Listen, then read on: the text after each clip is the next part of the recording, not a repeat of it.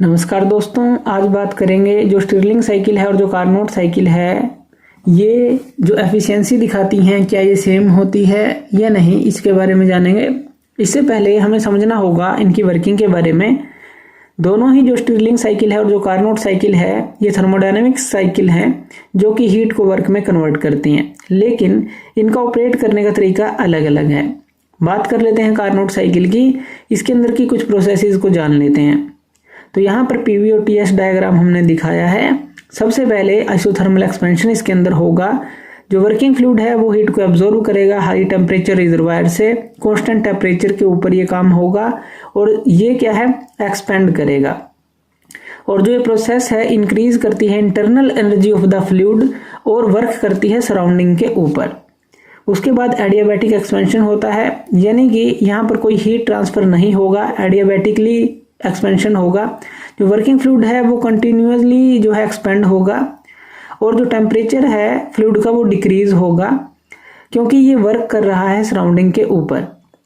फिर उसके बाद आइसोथर्मल कंप्रेशन होगा। जो वर्किंग फ्लूइड है वो हीट को रिलीज कर देगा लो टेम्परेचर रिजर्वायर को एट कांस्टेंट टेम्परेचर, और इससे क्या होगा, जो डिक्रीज होगी इंटरनल एनर्जी फ्लूइड की और कंप्रेशन यहाँ पर होगा।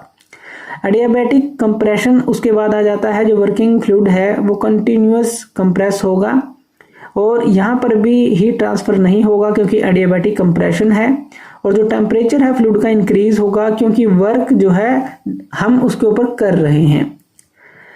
लेकिन यहीं पर अगर हम स्टिर्लिंग साइकिल की बात कर लें तो यहाँ पर सबसे पहले लेते हैं आइसोथर्मल एक्सपेंशन। सिमिलर होगा कार्नोट साइकिल की तरह। वर्किंग फ्लूइड एब्जॉर्ब करेगा heat from high temperature reservoir at constant temperature और वर्किंग फ्लूइड एक्सपेंड करेगा। उसके बाद कांस्टेंट वॉल्यूम कूलिंग यहाँ पर होगी, यानी कि जो वर्किंग फ्लूइड है वो कूल होगा एट कांस्टेंट वॉल्यूम क्योंकि ये हीट को ट्रांसफर करेगा रीजनरेटर को, जिससे कि इसका टेम्परेचर रिड्यूस होगा। फिर आइसोथर्मल कंप्रेशन होगा। जो वर्किंग फ्लूइड है वो रिलीज करेगा heat to low temperature reservoir और ये कांस्टेंट टेम्परेचर पर होगा। इससे क्या होगा, जो ये कंप्रेशन है इसमें कंप्रेस होना स्टार्ट हो जाएगा। अब कांस्टेंट वॉल्यूम हीटिंग होगी, यानी कि जो वर्किंग फ्लूइड है वो उसको हीट कर रहे हैं हम। कांस्टेंट वॉल्यूम प्रोसेस ये होगी by absorbing heat from the regenerator, क्योंकि इसके अंदर रीजनरेटर का यूज हम करते हैं स्टिर्लिंग साइकिल के अंदर, और ये जो है इंक्रीज करेगा टेम्परेचर को। अब यहाँ पर अगर डिफरेंसेस की बात करें इन दोनों के अंदर तो कांस्टेंट वॉल्यूम प्रोसेस है एक तो स्टिर्लिंग साइकिल के अंदर, यानी कि इसके अंदर जो दो कांस्टेंट वॉल्यूम प्रोसेसेस का यूज करते हैं, जबकि कार्नोट साइकिल में एक आइसोथर्मल है और एक एडियाबैटिक प्रोसेस है। रीजनरेटर इसके अंदर यूज किया जाता है स्टिर्लिंग साइकिल के अंदर ताकि हीट को ट्रांसफर किया जा सके बिटवीन द हॉट और जो कोल्ड एंड है ऑफ द साइकिल के, इससे एफिशिएंसी इंप्रूव होती है। लेकिन कार्नोट साइकिल जो है इस तरह का रीजनरेटर कोई यूज नहीं करता। बात कर लेते हैं जो इनकी एफिशिएंसी है क्या वो सेम होगी। तो थ्योरेटिकली अगर बात करें दोनों ही अचीव करती हैं सेम मैक्सिमम एफिशिएंसी। अब ये क्या कारण है इसके अंदर एक तो रिवर्सिबल प्रोसेसेस होती हैं, यानी कि जो दोनों साइकिल हैं वो बनी होती हैं रिवर्सिबल प्रोसेसेस की, यानी कि हम उनको रिवर्स कर सकते हैं without any loss of energy, जिससे कि हम मैक्सिमम एफिशिएंसी को अचीव कर सकते हैं। दूसरी बात करें आइसोथर्मल हीट ट्रांसफर होता है। दोनों साइकिल इन्वॉल्व करती हैं आइसोथर्मल हीट ट्रांसफर को, यानी कि हीट को ऐड और रिमूव किया जाता है वर्किंग फ्लूइड से एट कांस्टेंट टेम्परेचर, और ये भी हेल्प करता है एफिशिएंसी को बढ़ाने में और एंट्रोपी को मिनिमाइज करने में।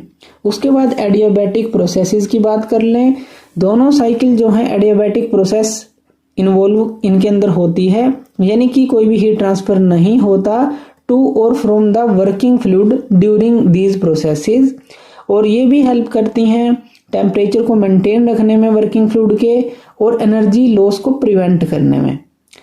लेकिन अगर यहाँ पर बात करें जो स्टिर्लिंग साइकिल है थ्योरेटिकली तो मैक्सिमम एफिशिएंसी दिखाती है कार्नोट साइकिल की तरह, लेकिन अगर प्रैक्टिकली बात करें तो यहाँ पर कुछ फैक्टर्स आ जाते हैं। जैसे रियल वर्ल्ड के अंदर अगर हम स्टिर्लिंग इंजन की बात करते हैं तो वहाँ पर हीट लॉस होता है। कहाँ कहाँ पर होता है, जैसे इंजन वाल्स होगी या अंदर कंपोनेंट हो गए, जो कि इसकी ओवरऑल एफिशिएंसी को रिड्यूस करेगा। उसके बाद फ्रिक्शन बिटवीन मूविंग पार्ट होगा इंजन के अंदर, जो कि एफिशिएंसी को रिड्यूस करेगा। उसके बाद रीजनरेटर की अगर हम बात करें, जो स्टिरलिंग साइकिल के अंदर एक की कंपोनेंट की तरह काम करता है, ये हमेशा परफेक्टली एफिशिएंट काम नहीं कर सकता कि हीट को ट्रांसफर करे बिटवीन द हॉट और cold ends of the engine, बिल्कुल परफेक्टली काम करे। तो इसीलिए जो स्टिरलिंग साइकिल है थियोरेटिकली तो अचीव कर सकती है सेम एफिशिएंसी कार्नोट साइकिल की तरह, लेकिन अगर प्रैक्टिकली बात करें तो लेस एफिशिएंट होगा, क्योंकि काफ़ी फैक्टर जो है इसकी एफिशिएंसी पर अफेक्ट करेंगे।